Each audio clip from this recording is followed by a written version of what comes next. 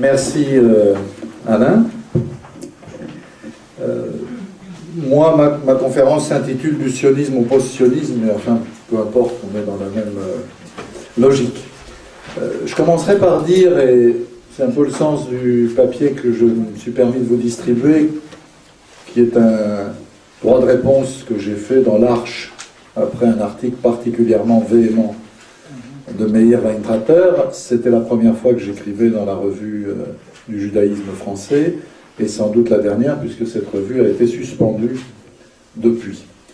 Et je voudrais démarrer par la même idée que je traite dans cet article, c'est qu'au cœur de la propagande israélienne et pro-israélienne, il y a un raisonnement en forme d'escroquerie qui consiste à dire que quiconque critique la politique d'Israël serait antisioniste, donc antisémite.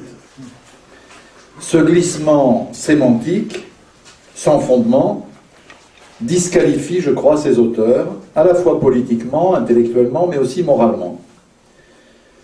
Et il y a pire, c'est que ce raisonnement banalise l'antisémitisme, parce qu'il tente aussi de faire oublier que le facteur majeur de la colère d'une partie des opinions, et d'une partie grandissante, contre Israël, l'isolement, c'est un point de débat entre Alain et moi, peut-être on y viendra dans l'après-midi, qui me semble être celui du gouvernement israélien aujourd'hui, sur la scène internationale, mais aussi dans les opinions, c'est essentiellement du fait de sa propre politique, de la politique du gouvernement le plus extrémiste de l'histoire de ce pays. Et le glissement des uns, il faut y être attentif, justifie un glissement inverse qui est tout aussi inacceptable. Si la politique d'Israël découlait mécaniquement de l'idéologie sioniste et devait être imputée non pas au gouvernement d'un État, mais au mouvement sioniste et donc aux Juifs qui en sont les porteurs, vous voyez où ça nous emmènerait. Et quand Benjamin Netanyahou exige des Palestiniens et du monde arabe et de la communauté internationale qu'ils reconnaissent le caractère juif de l'État d'Israël, même plus aujourd'hui, qu'ils reconnaissent que l'État d'Israël est l'État du peuple juif, on boucle la boucle. On est dans quelque chose qui est extrêmement dangereux par les conséquences que cela peut avoir, notamment dans des opinions qui ne sont pas forcément au fait des détails de toutes ces arguties idéologiques. Je veux donc être clair d'emblée en disant que quand Richard Prasquier, le président du Conseil représentatif des institutions juives, en plein massacre de Gaza pendant l'hiver 2008-2009, affirme dans une interview au Figaro 95% des juifs français soutiennent l'offensive d'Israël à Gaza, il ne profère pas seulement un mensonge, parce que ça n'est pas vrai, mais il prend le risque de faire porter sur les Juifs de France la colère de ceux qui, à juste titre, considèrent l'opération Plomb durci comme ce que le rapport Goldstone, avant que Goldstone ne change lui-même d'avis, mais son rapport demeure, un crime de guerre, voire un crime contre l'humanité. C'est vrai que, on ne peut pas le nier, c'est un fait, mais c'est un fait marginal. Certains dissimulent leur haine des Juifs, leur anti-judaïsme ou leur antisémitisme, il faudrait faire des nuances là-dedans, derrière une forme d'antisionisme exacerbé, et comparent par exemple le sort des Palestiniens avec celui des victimes du génocide nazi. Mais on en vient du coup à réduire la portée même du génocide nazi quand on fait ce type de comparaison.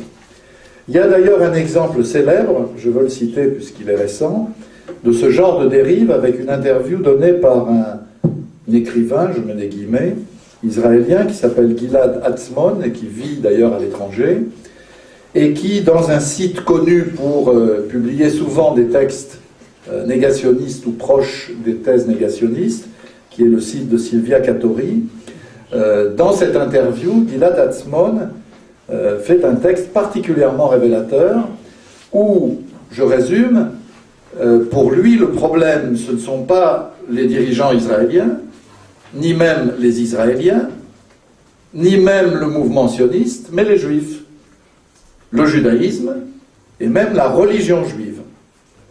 Et même dans son texte, les Juifs antisionistes ne trouvent pas grâce à ses yeux. Il explique, je cite, « Contrairement aux sionistes qui agissent ouvertement, les Juifs antisionistes travaillent au même but, mais de manière clandestine. » Et malheureusement, ce genre de littérature trouve toujours ici ou là, pour des raisons très diverses, je crois, des avocats, en l'occurrence un intellectuel belge autrefois mieux inspiré, qui s'appelle Jean Bricmont, a fait un texte de défense de Gilad Atzmon, qui a beaucoup surpris, et en particulier ses amis, notamment en Belgique. Je crois donc qu'il est temps, et c'est ce que je vais essayer de faire maintenant, de dissiper une confusion volontaire entretenue, et depuis longtemps, par les inconditionnels de Netanyahou, de Lieberman, de Barak. Depuis, ce sera une idée force de cet exposé, depuis le 14 mai 1948, le mouvement sioniste a atteint son principal objectif. Il y a un État d'Israël qui existe. Et donc, sans sous-estimer l'importance de la question de l'histoire du sionisme et des débats auxquels il doit donner lieu et des recherches qu'il mérite chez les chercheurs, les historiens, etc., mais sur le plan politique, à partir du moment où existe un État d'Israël, qui se veut État juif, comme il faut emballer ça, on dit État juif et démocratique, mais vous voyez bien qu'il y a, comme disait le sous-commandant Max Marcos, un oxymoron, parce que si l'État est juif, lorsque sa population, admettons, n'est plus majoritairement juive, comment peut-il rester juif tout en étant démocratique? On voit bien qu'il y a un problème de logique, ce que Marcos appelait un oxymoron. C'est un des apports principaux, je crois, de Marcos à la pensée. Pour le reste, Chiapas, malheureusement, enfin, c'est un autre sujet. Donc le débat politique, à partir du moment où existe l'État d'Israël, il porte, ou il devrait porter, sur la politique intérieure, extérieure de cet État, comme de tous les autres États, sur laquelle tout un chacun, y compris vous et moi ici, et Alain, avons le droit de porter jugement, de critiquer, voire de condamner, comme on le fait de la politique de n'importe quel État. Et ce, sur la base de critères universels, à commencer par ceux du droit international.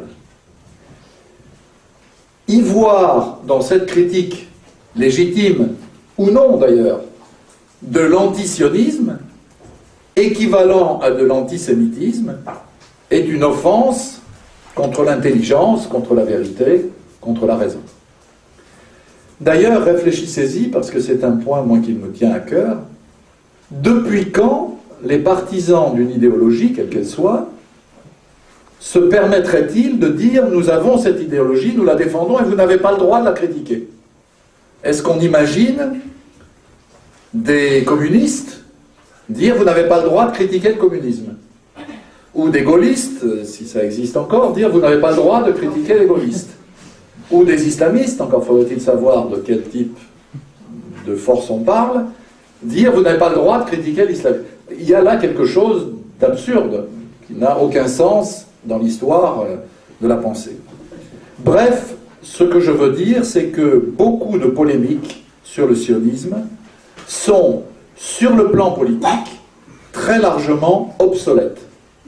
Le vrai débat, je le répète, porte moins sur le mouvement politique et idéologique apparu il y a 115 ans et qui a donné naissance au terme de décennies et de décennies de combats politiques à l'État d'Israël, porte donc moins sur ce mouvement-là que sur la politique concrète des héritiers plus ou moins légitimes ou plus ou moins bâtards de cette idéologie. Raison de plus, si cela est bien clair, pour que les historiens, les chercheurs, les journalistes s'intéressent à ce mouvement et essaye de le comprendre, d'en cerner l'histoire, le rôle, y compris le rôle encore aujourd'hui. Alors, j'aborderai successivement, aussi brièvement que possible compte tenu du temps imparti, la naissance du sionisme, ses postulats, une contestation très radicale apparue dans les dernières années, en particulier avec Shlomo Zand, les facteurs décisifs qui ont fait le succès du sionisme, un succès indiscutable puisqu'il a abouti à la création de l'État juif auquel il aspirait, le consensus sioniste, mais aussi les contradictions internes au mouvement, et je conclurai avec une évocation rapide du post-sionisme. Je rappelle pour l'information pure que le mot sionisme vient de Sion, qui est une des collines sur lesquelles a été bâtie la ville de Jérusalem, et donc ça symbolise le lien entre la terre dite promise et tous ceux qui se réclament ou se réfèrent à cette terre comme terre sur laquelle les Juifs devraient retourner. On va venir sur ce de retourner. Donc la naissance du mouvement, je crois que c'est important de savoir que Theodor Herzl, qui est né en 1860 à Budapest et qui s'est installé à 18 ans, à Vienne, était très longtemps, non pas sioniste, mais assimilationniste.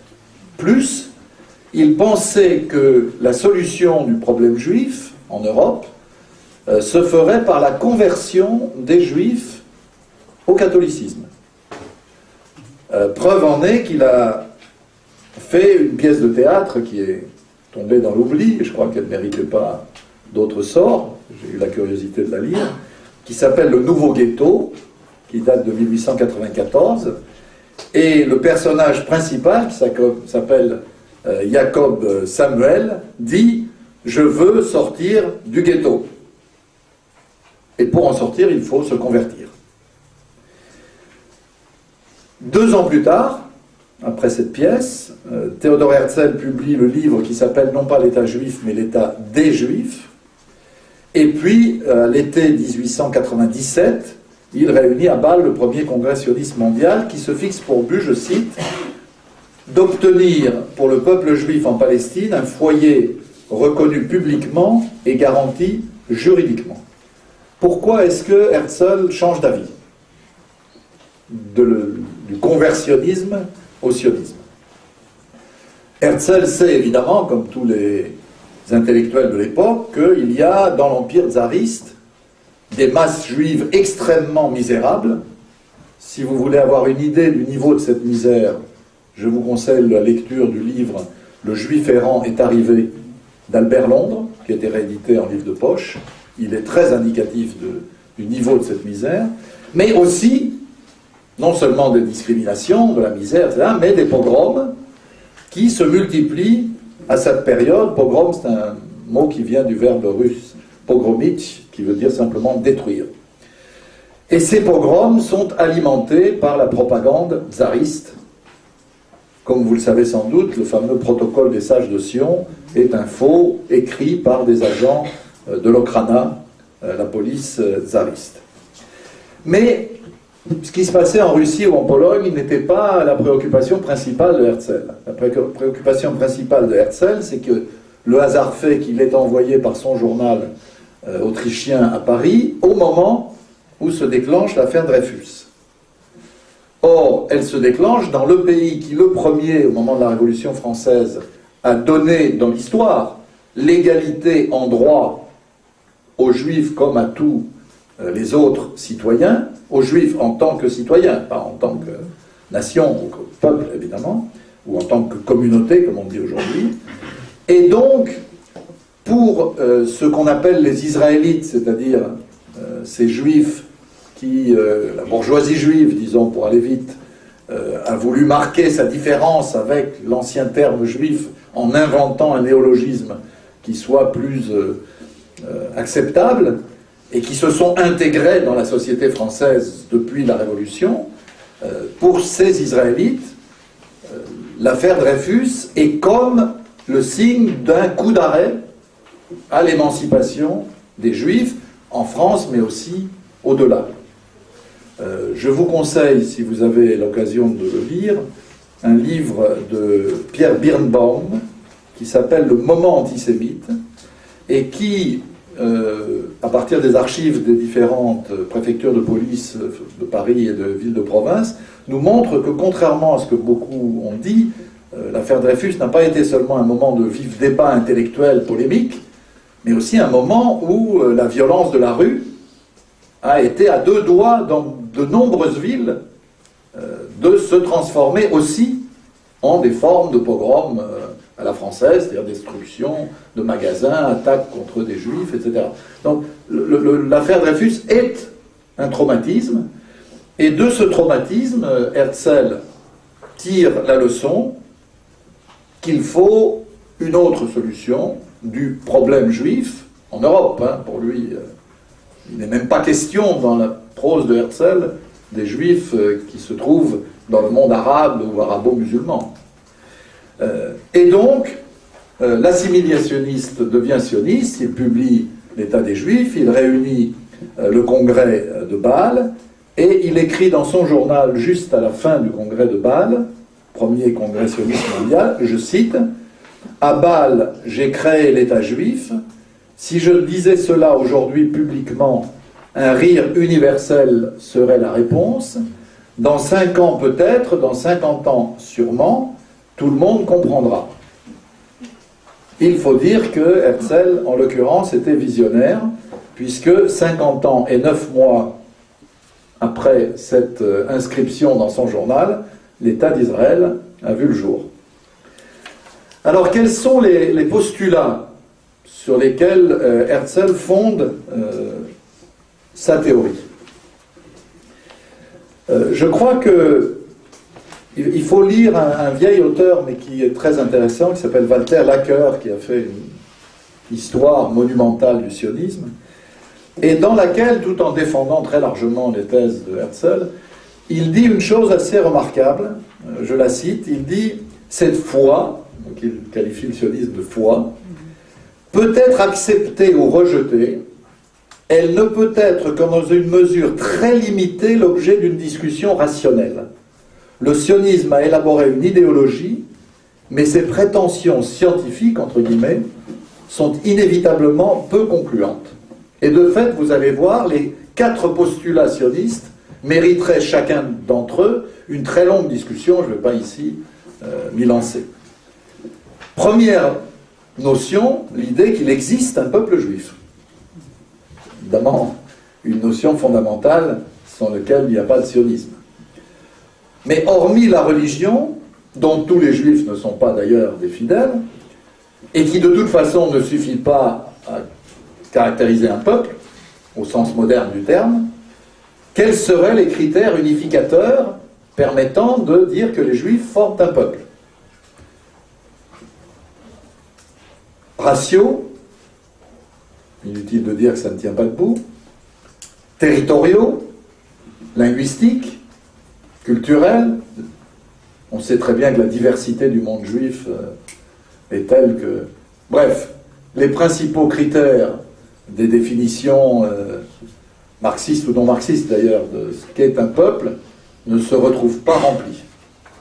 Deuxième postulat, l'impossibilité de l'assimilation des juifs aux populations et aux peuples dans lesquels ils vivent ou dont ils sont partie prenante.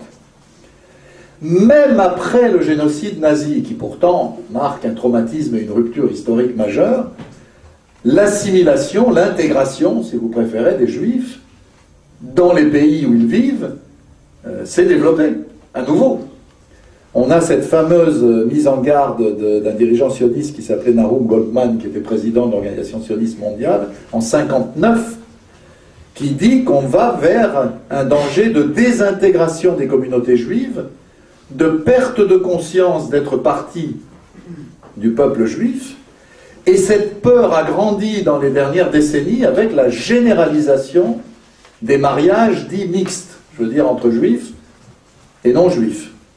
Il faut savoir qu'au début du XXIe siècle, au moment où nous parlons aujourd'hui, 40 à 50%, voire plus dans certains pays, des juifs épousent des non-juifs. Alors dans un sens, ça ne pose pas de problème aux rabbins, mais lorsque la mère n'est pas juive, pour les rabbins, en tout cas orthodoxes, les enfants ne sont pas. Donc le peuple juif se dissout. La question a l'air un peu, comme aurait dit l'ancien président de la République, abracadabrantesque, dite comme ça. Figurez-vous qu'il y a quelques jours, un rabbin et propagandiste israélien, moderne et intelligent, qui s'appelle Dov Maimon, est venu parler de ce sujet à la Convention nationale du CRIF. Et il a dit, je le cite, « Si les Juifs qui étudient le Talmud et fréquentent les synagogues sont de plus en plus nombreux, et on ne peut que se réjouir de ce revivalisme, ils ne totalisent qu'une petite minorité des 700 000 ou 500 000 Juifs de France. » Et il poursuit. « On estime sur la base des chiffres que le nombre de Juifs qui ont un lien même ténu avec la synagogue, à savoir ceux qui viennent à la prière de la Neila du jour de Kippour, une fois par an donc, s'élève à 160 000. On observe donc en France, plus que partout ailleurs, un phénomène de polarisation. La minorité visible ne dépasse pas 100 000 personnes, et les 80% d'autres juifs ne trouvent pas leur place dans les institutions, et il entend institutions religieuses ou représentatives ou politiques.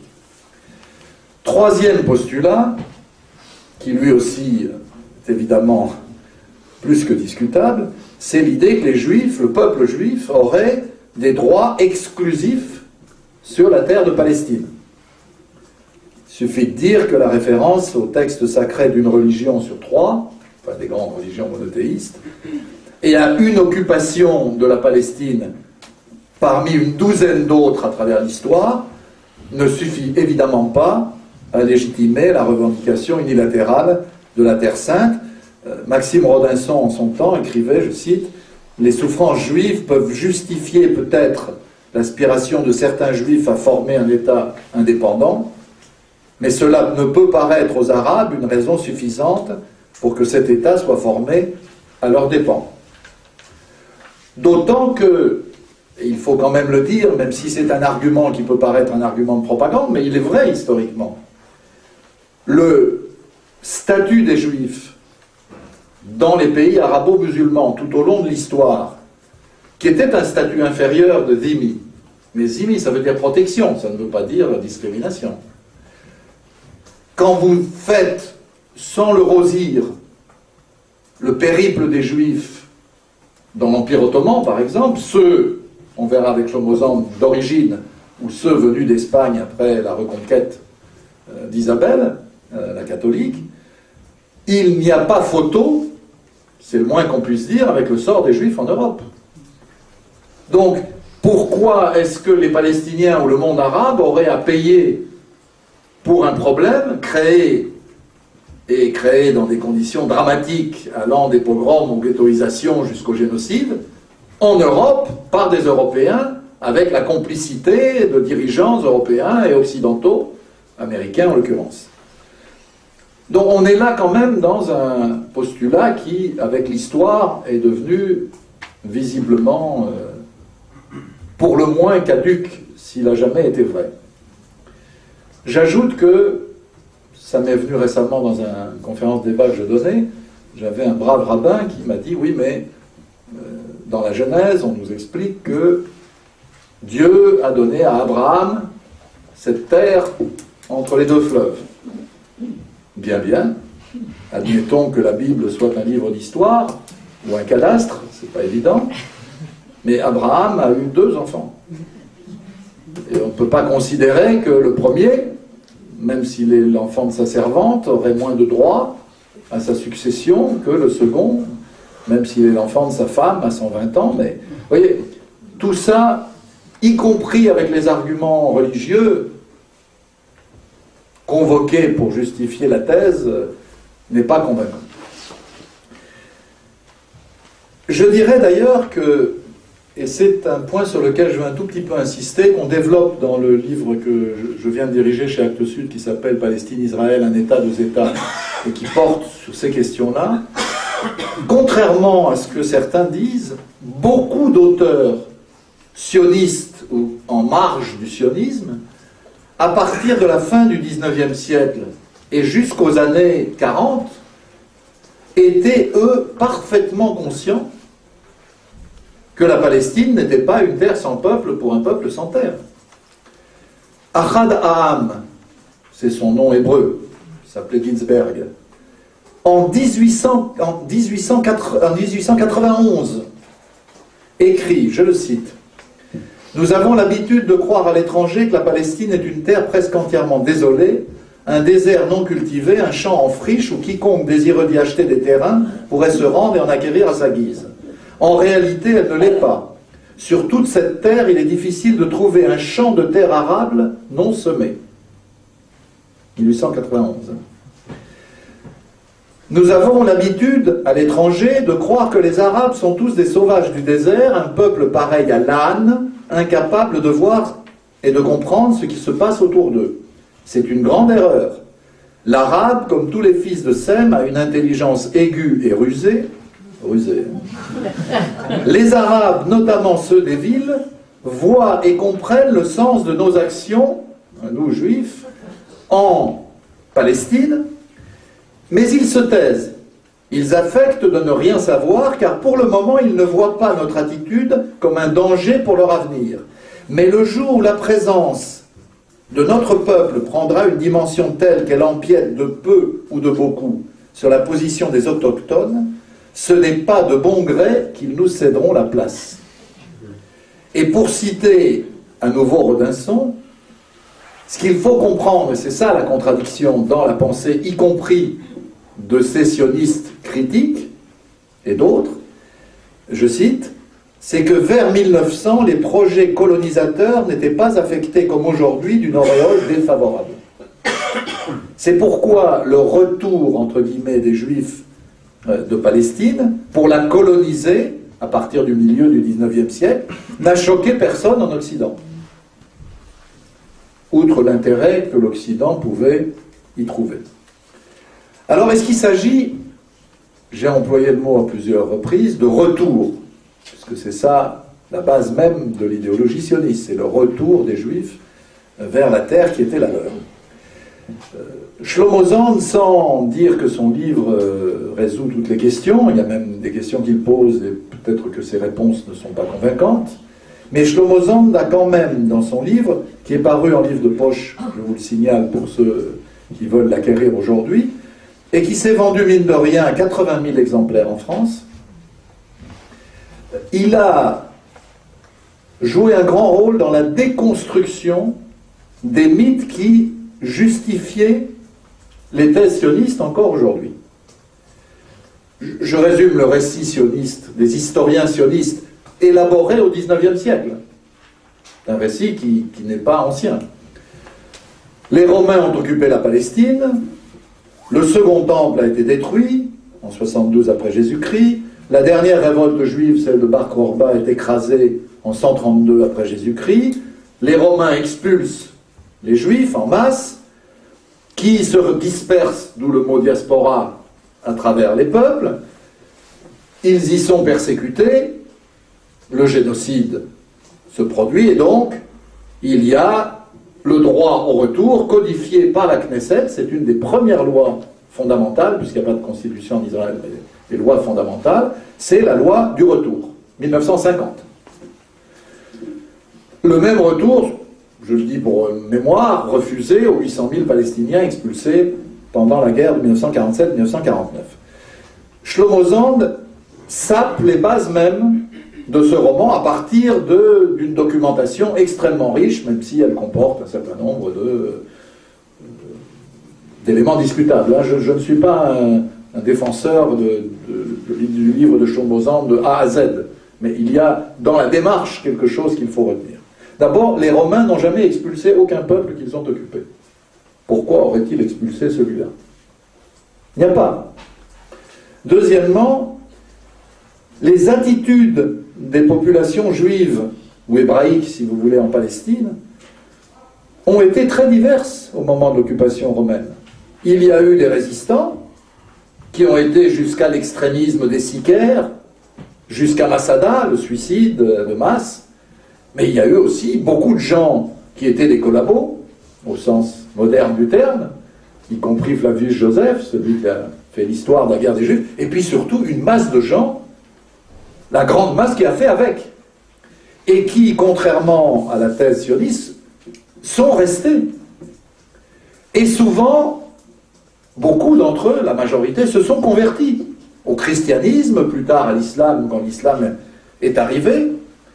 Et même du point de vue démographique, la thèse de la diaspora, nous montre Shlomo Zand, ne tient pas debout. Il y avait à l'époque 500 000 Hébreux. Quand bien même ils seraient tous partis, et quand bien même tous auraient eu une activité, comment dire, procréative intense, très très intense, comment expliquer qu'en 2 siècles, on retrouve entre 5 et 6 millions de Juifs dans la Méditerranée? Impossible. Donc, pour l'essentiel, sans nier qu'il y ait eu des phénomènes de départ d'une partie des populations juives, des élites, l'essentiel du peuplement juif de la Méditerranée, et plus tard ailleurs, il a été, et s'est établi aujourd'hui, le fruit de conversion. Conversion de populations berbères en particulier dans l'ensemble de l'Afrique du Nord, de populations animistes, souvent, ailleurs, conversion dans le sud de la Russie, dans le Caucase, c'est la fameuse histoire véridique avec des aspects romancés des Khazars, etc., etc. L'immense majorité des Hébreux restent en Palestine, la plupart d'entre eux se convertissent, et il reste un certain nombre de communautés juives attachées à leur religion, mais en 1850, quand commence, non pas encore l'immigration sioniste, mais l'immigration juive, organisée par Rothschild, etc., vous avez en Palestine moins de 40 000 fidèles juifs face à 500 000 au bas mot palestiniens. Donc, vous le voyez, je m'arrête là-dessus, la thèse du retour est une thèse dont il ne reste rien une fois qu'on a lu le livre de Shlomo Zand. Et j'ai pris le soin de lire tout ce qui s'est écrit, en tout cas dans les langues que je maîtrise, contre le livre de Shlomo Zand. Je dois dire qu'autant il y a des points de débat qui méritent d'être approfondis, autant aucun des détracteurs de Shlomo Zand n'a apporté une contre-explication globale d'un récit cohérent, différent de celui que Shlomo Zand met sur pied. J'en viens maintenant à la question de savoir pourquoi le mouvement sioniste, qui au départ est très marginal, a réussi. Je crois, en schématisant un tout petit peu, qu'il y a 2 raisons essentielles. La première, c'est l'appui de la Grande-Bretagne. On ne peut pas comprendre l'avenir du sionisme à partir de 1917 sans s'arrêter sur ce point. Herzl a fait tout ce qu'il pouvait pour trouver un soutien international à son projet d'État des Juifs. Il a vu tout ce que le monde comptait de personnages influents. Il a vu le Kaiser, il a vu le sultan ottoman, il a vu le pape, il a fait le tour de toutes les autorités en vain. Et c'est son successeur, plutôt un de ses successeurs, Chaim Weizmann, qui va convaincre les Britanniques d'endosser, avant même qu'ils aient le mandat qui leur est confié par la Société des Nations après la Première Guerre mondiale, au moment de la déclaration Balfour, en novembre 1917, d'endosser le projet non pas d'État des Juifs, mais de foyer national juif en Palestine. Inutile de vous dire que les Britanniques n'agissent pas par empathie particulière à l'égard des Juifs ou par philanthropie, mais parce qu'ils y voient leur intérêt. À l'époque, les Britanniques ont parfaitement conscience des objectifs du mouvement sioniste Et d'ailleurs, tel titre que Lord Curzon, qui est le successeur de Balfour, va écrire, je le cite, « Pendant que Weizmann vous dit une chose et que vous pensez foyer national juif, il a en vue quelque chose de très différent. Il envisage un État juif et une population arabe soumise, gouvernée par les juifs. Il cherche à réaliser cela derrière l'écran et la protection de la garantie britannique. » Vous voyez donc, pas d'illusion dans l'establishment du Royaume-Uni. Et c'est vrai, quand on y regarde de près, que grâce au mandat confié par la Société des Nations au Royaume-Uni, la communauté juive de Palestine, ce qu'on appelle le Yishuv, va devenir quasiment un État dans l'État. Je ne veux pas vous abrutir de chiffres, ça n'a pas d'intérêt, mais quand même. Entre 1917 et 1948, les Juifs passent de 10% à 30% de la population de la Palestine. Leur superficie agricole a été multipliée par 3. Leur indice de production industrielle par 50. Et c'est très important de le comprendre parce que c'est un processus qu'on va voir se poursuivre ensuite. Il y a, de la part du mouvement sioniste en Palestine, ce qu'on a appelé la bataille du travail juif.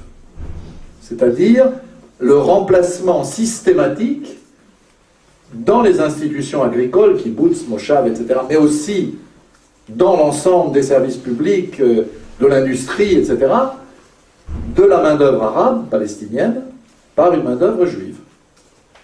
Et quand les sionistes ne trouvent pas de main-d'œuvre juive ashkénaze, européenne, acceptant de faire le travail des fellahs pour le prix ou à peu près des fellahs, ils vont dès cette époque chercher des juifs dans le monde arabe, notamment yéménites, pour servir d'arabes juifs. Donc c'est une main-d'œuvre juive, mais qui accepte de travailler comme des arabes, dans les mêmes conditions, ou presque, d'exploitation. Le Yishuv n'est pas seulement une réalité économique. Il y a une nation juive palestinienne en formation, dans les années 20, 30 et 40, avec une langue unifiée, l'hébreu moderne, des services publics, un embryon d'armée, la Haganah, qui d'ailleurs va aider les Britanniques à réprimer toutes les révoltes palestiniennes, révolte après révolte, qui donc n'est pas du tout, comme on dit, clandestine, elle est formée par les Britanniques, encadrée par les Britanniques, très largement. Il y a l'ensemble des organisations, il n'y a pas que la Haganah, il y a le Palmach, socialiste, mais qui sera à l'avant-garde de la guerre de 48. Il y a les milices d'extrême droite, à l'époque surtout l'Irgun, créé par Zev Jabotinsky. Et puis il y a des institutions, parce que, et ça c'est une constante de l'histoire de ce conflit, au fur et à mesure que les Arabes palestiniens boycottent toutes les institutions mandataires britanniques, les Juifs, eux, les sionistes, les occupent. Donc, la communauté juive de Palestine se dote d'un conseil national, le Vaad Leumi, qui est élu au suffrage universel par les Juifs de Palestine, et se dote, comme vous le savez, d'une agence qu'on appellera l'agence juive, qui figure dans les statuts du mandat de Palestine, alors que les Palestiniens refusent d'avoir un organisme de ce type qui lui aussi était prévu. Bref, le Yishuv va petit à petit se transformer en un État auquel il ne manque que la qualification d'État. Le second facteur qui va permettre la victoire du sionisme, c'est évidemment le génocide. Et je crois que toute sous-estimation de ce facteur empêche la compréhension de ce qui s'est passé. D'abord, la montée du nazisme, avant même qu'il n'arrive au pouvoir, va accélérer l'immigration juive en Palestine. Entre 1932 et 1939, il y a 247 000 juifs qui arrivent en Palestine, soit 30 000 par an, c'est-à-dire 4 fois plus que depuis la Première Guerre mondiale. Et ça n'est pas seulement un choix, fuite face aux persécutions, c'est aussi le résultat d'un accord, dit accord de Ha'avara, H-A-V-A-R-A, qui est signé par l'Organisation sioniste mondiale en août 1933 avec le gouvernement du Troisième Reich, et qui prévoit que, contrairement aux autres juifs qu'à l'époque les nazis veulent surtout expulser d'Allemagne, puis d'Autriche, les juifs qui accepteraient d'aller en Palestine pourraient le faire en récupérant en Palestine, sous forme de produits allemands vendus là-bas, une partie des biens dont ils avaient été spoliés par le nazisme en Allemagne. C'est un facteur non négligeable de l'immigration, non pas seulement en général, mais d'une catégorie nouvelle pour la Palestine, c'est-à-dire de juifs de la petite, moyenne et grande bourgeoisie allemande qui ont ce statut social ensuite en Palestine et forment d'ailleurs la base politique de la droite et de l'extrême droite sioniste, jabotinskiste, là-bas. Il n'empêche que, à cette époque, notez-le au passage, le Yishuv reste très marginal dans l'ensemble des juifs du monde.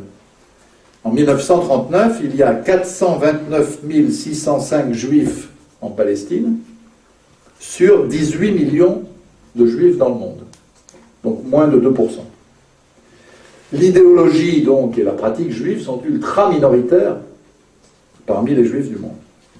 Mais le génocide va bouleverser la situation dans la mesure où les juifs forment le seul groupe que les nazis aient voulu exterminer jusqu'au dernier pendant la Seconde Guerre mondiale. Ça n'est pas la seule cible, pas ici déborder sur d'autres sujets, mais l'entreprise nazie a pour but de coloniser et de germaniser l'ensemble de l'Europe centrale et orientale conçue comme la base de l'hégémonie de l'Allemagne hitlérienne sur l'Europe et éventuellement sur le monde. Et cette stratégie passe par l'extermination de tout ce qu'ils appellent des Untermenschen, des bouches inutiles, que ce soit des juifs, objet central de par l'idéologie antisémite des nazis, que ce soit des tziganes, que ce soit des malades mentaux, que ce soit l'élite, l'intelligentsia polonaise, que ce soit globalement les soviétiques, 28 millions de morts quand même, d'après les statistiques actualisées.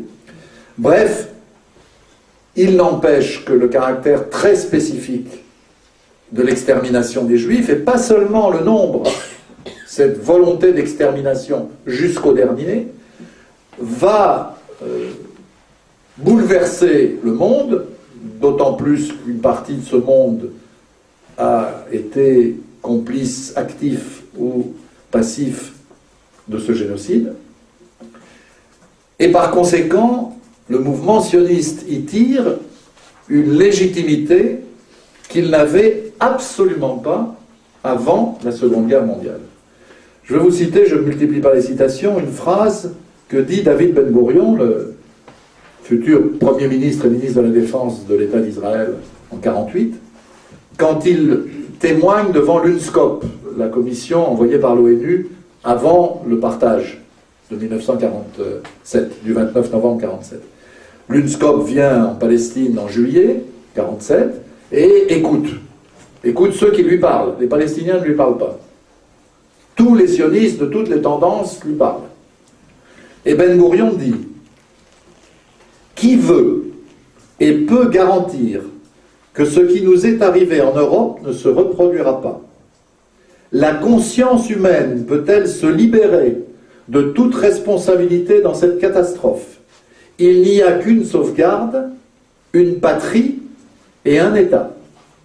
Et il ajoute: nous sommes prêts à considérer la question d'un État juif sur une partie significative de la Palestine, tout en réaffirmant notre droit sur toute la Palestine. Et les opinions occidentales, pour les raisons que j'ai dites, suivent, d'une part parce qu'elles ignorent tout, ou presque, du peuple palestinien, Il faut lire la presse française de 1948, il y a un magnifique livre de Mathieu Bouchard qui montre que le mot même d'arabe palestinien est inconnu, on parle des réactionnaires arabes. Toute la presse française célèbre en 1948 les glorieux, héroïques combattants de la Haganah. Il y a un meeting au Veldiv, organisé par le Parti communiste français, où les dirigeants communistes qui s'expriment parlent dans une même phrase des jeunes komsomol héroïques de l'Union soviétique, des jeunes du Viet Minh héroïque et des jeunes de la Haganah héroïque. On est vraiment dans une unanimité qui va porter à la réussite du sionisme, y compris à sa victoire dans la guerre de 1947-1949. Autre élément important qu'on oublie souvent, le génocide crée un problème concret. Il y a entre 4 et 500 000 survivants qui se trouvent pour la plupart dans les mêmes camps où ils avaient été déportés. Ce ne sont plus des SS qui les gardent, mais des soldats alliés, américains, anglais, français, et personne n'en veut. Pas de visa américain, pas de visa britannique, quelques visas français, mais très peu. Les sionistes trouvent là un terreau extraordinairement favorable. Ils disent à ces gens, écoutez, vous ne pouvez pas rentrer d'où vous venez, parce qu'en Pologne, quand les Juifs rentrent et réclament leurs biens, leur appartement, leur commerce, il y a de nouveaux pogroms. On sait aujourd'hui, avec les archives, qu'il y a eu non pas un, mais des dizaines de petits pogroms lorsque les Juifs rentraient. Donc évidemment, le désir de retourner s'est très vite ralenti. Pas d'issue en Occident, donc voilà, reconstruisez votre vie avec nous dans l'État juif que nous allons créer en Palestine. C'était un argument extrêmement fort, et cet argument pèse dans la manière dont l'agent juif mène bataille auprès des Britanniques, des Américains, avant le partage de 1949. J'en viens maintenant, sans transition, à l'idée du consensus et des contradictions. Parce que jusque-là, j'ai parlé, sauf au moment où j'évoquais Ahad Ha'am, du sionisme comme une espèce de bloc. Ça ne peut pas être considéré comme tel. Il y a d'abord une réalité, alors qu'ignorent tous ceux qui disent antisionisme égale antisémitisme, c'est que jusqu'à la Seconde Guerre mondiale, le sionisme est un courant minoritaire dans les communautés juives, où qu'elles soient. Les juifs sont d'abord, avant la Seconde Guerre mondiale, communistes, bundistes, libéraux, orthodoxes, donc hostiles à l'idée d'État juif, parce que l'État juif ne viendra que si le Messie, excusez-moi, un blasphème, quand le Messie viendra, les sionistes sont minoritaires. Et c'est seulement après la guerre et après le génocide, non pas qu'ils deviennent majoritaires, il faudra encore du temps, mais que leur thèse, leur stratégie gagne des soutiens en masse. D'autre part, et c'est important aussi, le sionisme a toujours connu de très grands débats internes. Ça commence avec les échecs dont j'ai parlé de Herzl auprès de différents interlocuteurs puissants de l'époque, qui amènent le mouvement sioniste à dire ben, si on ne peut pas aller en Palestine, pourquoi pas en Ouganda, pourquoi pas en Argentine? Vrai débat, pas du tout secondaire. On aurait pu avoir un État juif en Ouganda ou en Argentine. Je ne sais pas quelles conséquences ça aurait eu, mais... Autre débat dans les années 20 et 30, le débat entre le sionisme socialiste, incarné par Ben Gourion, et qui est la force la plus importante en Palestine, dans la communauté juive, et le sionisme dit révisionniste, celui de Zev Jabotinsky. Alors on n'ose pas dire aujourd'hui qu'il était fasciste, parce que le mot, Alain et moi, on peut témoigner devant vous, on ne citera pas l'éditeur, ce ne serait pas gentil, mais d'un éditeur qui a publié un de nos livres communs, et qui ne voulait pas qu'on mette le mot fasciste. Mais il n'empêche que Zev Jabotinsky était fasciste, pas nazi, fasciste, qu'il était accueilli par Mussolini en Italie, que l'école de cadre de Civitavecchia leur avait été donnée par Mussolini, qu'ils avaient une radio à Bari, dans le sud de l'Italie, qui diffusait sur tout le Moyen-Orient. Les liens entre le fascisme mussolinien et le mouvement sioniste dit révisionniste de Jabotinsky étaient extrêmement étroits, et même d'ailleurs l'accoutrement des jeunes du Bétard, le Bétard, je veux dire, de l'époque, était un peu moins folklorique que celui d'aujourd'hui, c'était le même. On avait des chemises brunes, des chemises noires, mais voilà. Vous retrouvez au fond ce dialogue-là, ou plutôt ce conflit-là, dans toute l'histoire du mouvement sioniste. Et vous l'avez notamment à partir du moment où ce ne sont plus les sionistes socialistes, ou dit-elle, qui dirigent Israël, mais la droite sioniste qui prend le pouvoir en 1977.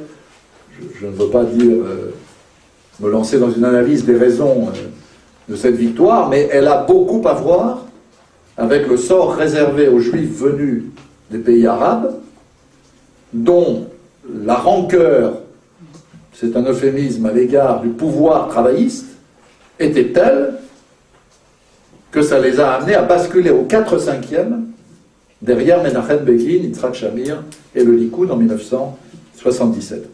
Donc, si vous voulez, vous avez à l'époque un véritable débat, et qu'on retrouve au moment d'Oslo. Aujourd'hui, il est de mode de jeter l'enfant Oslo avec l'eau du bain. Pourquoi pas? Et enfin, Rabin a été assassiné. C'est très difficile de construire l'histoire sans tenir compte de l'assassinat de Rabin. C'est vrai que Rabin était Rabin dans son histoire personnelle. Il a fait l'expulsion de Lod et de Ramleh le 12 juillet 1948. 75 000 Palestiniens, 10% d'exode total, de l'expulsion totale. Il a été le chef d'état-major de la guerre de 67. Il a été celui qui a dirigé la répression de l'intifada, Break the Bones, la première intifada, casser-leur les os. Et il a changé. Il a été le premier dirigeant israélien qui a été jusqu'au bout de la logique consistant à dire l'avenir d'Israël, il est dans la construction d'une paix avec un État palestinien plus ou moins indépendant à ses côtés. Bref, il n'empêche que ce débat-là, malgré le consensus fondamental dont Ehud Barak est l'expression la plus aboutie, consensus entre la droite et la gauche sioniste autour de l'essentiel, il n'empêche que ces débats existent et que le durcissement de la politique israélienne dans les dernières années, en particulier avec le gouvernement issu des élections de 2009, pose la question des formes dans lesquelles ce débat-là pourrait renaître, et est-ce qu'il renaîtrait à l'intérieur du mouvement sioniste ou entre sionistes et post-sionistes. Je voudrais juste conclure là-dessus en disant que on se trouve devant une société israélienne qui est arrivée au bout d'une certaine logique du sionisme. Le post-sionisme dont on parle est évidemment un concept flou, mais ce sont aussi des écoles de pensée très concrètes. Ce sont les nouveaux historiens israéliens qui ont réécrit très largement l'histoire d'Israël, et notamment celle de 1948. J'y ai consacré moi-même un livre de synthèse qui montre que pour l'essentiel, les nouveaux historiens israéliens, même quand ensuite, comme Benny Morris, ils ont mal évolué politiquement, dans leurs travaux historiques, ils confortent pour l'essentiel les thèses des historiens arabes et palestiniens. Ce sont aussi les nouveaux sociologues, dont on parle beaucoup moins, mais un homme comme Baruch Kimmerling ou un homme comme Shlomo Swirsky ont complètement révolutionné la sociologie traditionnelle, dominée par un sociologue qui s'appelait Eisenstadt, en mettant en lumière les contradictions de la société israélienne, entre juifs et arabes, entre ashkénazes et séfarades, entre toutes ces couches d'immigration successives qui constituent comme un millefeuille qui a beaucoup de mal à rester uni. J'ai appelé ça, dans un article de reportage du Monde diplomatique, une mosaïque qui se défait. S'il n'y avait plus l'ennemi en face, on se demande qu'est-ce qui relierait encore toutes ces catégories.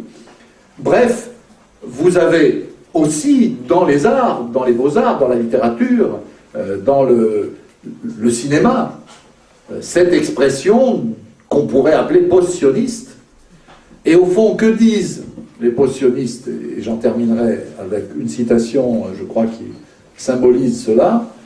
Ils disent ce que Avi Shlaim, qui est sans doute un des meilleurs des nouveaux historiens, mais peu connu en France malheureusement, a dit dans un livre qui s'appelle La muraille de fer, reprenant la thèse de Jabotinsky exprimée en 1923 dans un article célèbre.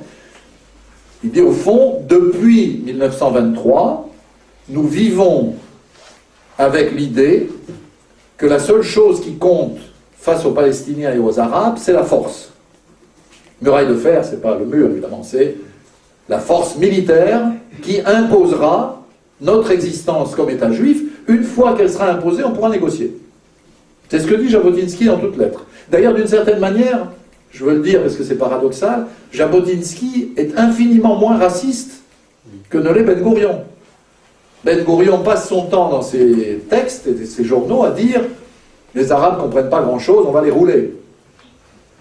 Jabotinsky, dès ce texte de 23, dit « les Arabes, d'ailleurs il dit, ne sont pas une ville populace, c'est un peuple fier, et il ne se résignera pas tant que subsistera la moindre chance de nous battre. C'est pour ça qu'il faut la muraille de fer. » Il faut bien constater, avec la guerre du Liban de 2006, avec ce qui se passe aujourd'hui dans les rapports de force, y compris militaires, avec, thème de débat, mais l'isolement diplomatique d'Israël, le fait que dans les opinions, y compris occidentales, les Israéliens ont de plus en plus de mal, sans parler de la France, où le CRIF s'isole de bavure en bavure, si j'ose dire, cette année 2011 ayant été particulièrement riche de l'interdiction du débat SL à l'école normale supérieure jusqu'au dernier commentaire sur l'accord entre les Verts et le PS, en passant par la bataille perdue par le CRIF contre un œil sur la planète, et j'en passe, c'est des meilleurs. Tout cela fait qu'une bonne partie, pas majoritaire, certainement, mais pas marginale non plus, de l'opinion et de l'establishment israélien se pose la question de savoir s'il n'est pas temps de passer, pour aller vite, de la politique de la force à la force de la politique. Et d'entrer dans un autre rapport avec les Palestiniens et avec le monde arabe. Encore une fois, c'est un courant marginal, c'est un courant minoritaire, pardon, mais pas marginal. Quelle est, pour résumer, je terminerai là-dessus, la synthèse de la pensée post-sioniste? C'est ce que Avraham Burg a écrit dans un texte qui date maintenant de plusieurs années. J'ai perdu une feuille et je m'en excuse, voilà. Vous savez qu'Avraham Burg a été président de la Knesset, il a été président de l'Organisation sioniste mondiale, et dans un texte de 2003, mais qui est la base sur laquelle il continue avec d'autres à travailler, il dit la chose suivante: la fin de l'aventure sioniste est à notre porte. Oui, il est devenu probable que notre génération soit la dernière du sionisme. Après elle, il restera ici un État juif méconnaissable et haïssable. Le mal dont souffre Israël, je résume, disait Burg, c'est l'occupation. Cela ne peut pas durer, même si les Arabes courbaient la tête, même s'ils avalaient leur humiliation, le moment viendra où rien ne marchera plus. Tout édifice bâti sur l'insensibilité à la souffrance d'autrui est appelé à s'effondrer avec fracas. Parce que nous restons indifférents à la souffrance des femmes arabes retenues au barrage routier, nous n'entendons plus la plainte des femmes battues derrière la porte voisine de notre demeure. Indifférents au sort des enfants palestiniens, pourquoi sommes-nous surpris de les retrouver un rictus de haine à la bouche, se faisant exploser en martyrs d'Allah? Même si on tuait 1000 terroristes par jour, rien ne changerait. Aussi longtemps qu'un Israël arrogant, terrorisé et insensible à soi-même et à autrui, fera face à une Palestine humiliée et désespérée, nous ne pourrons pas nous maintenir. L'alternative, concluait Bourg, c'est une prise de position radicale, le blanc ou le noir. Voici les composantes de l'option sioniste authentique, une frontière incontestée au centimètre près, un plan social global pour guérir la société israélienne de son insensibilité et de son absence de solidarité, et la mise au banc du personnel politique corrompu aujourd'hui au pouvoir. Il faut une alternative d'espérance à la mise en ruine du sionisme et de ses valeurs. Alors on pourrait dire abstraction, belles paroles, intellectuel isolé, sauf que, comme vous l'avez vu cet été, 400 000 Israéliens ont défilé dans les rues. Ils n'ont pas défilé contre le sionisme, ils n'ont pas défilé pour la Palestine, mais ils ont défilé contre une politique globale dont très vite ils n'ont pas ignoré qu'il ne s'agissait pas que du prix du fromage ou du prix des logements, mais de la logique même d'une politique qui privilégie l'occupation et la colonisation et sacrifie les besoins les plus fondamentaux de la société israélienne. Et cette prise de conscience-là, quelle que soit la longueur du chemin qui l'amènera plus loin, elle a, pour la première fois, pour ce qui est mon expérience de journaliste et d'historien travaillant, allant souvent en Israël, elle a pour la première fois, dans l'histoire du mouvement social israélien, établi un lien entre la paix avec la Palestine et le changement de la société israélienne elle-même. Et je dois dire qu'un mouvement qui n'a pas une grande importance politique, dans le champ politique, comme Tarabout, mouvement créé par des intellectuels et des cadres ouvriers de syndicats sauvages, un peu comme il s'en était créé en France à une certaine période, est en train de donner vie à ce lien. Et on sait bien dans l'histoire de la France, par exemple, et sa capacité à se frayer un débouché politique, il peut se passer du temps, et ça n'est pas un chemin facile. Je vous remercie de votre attention.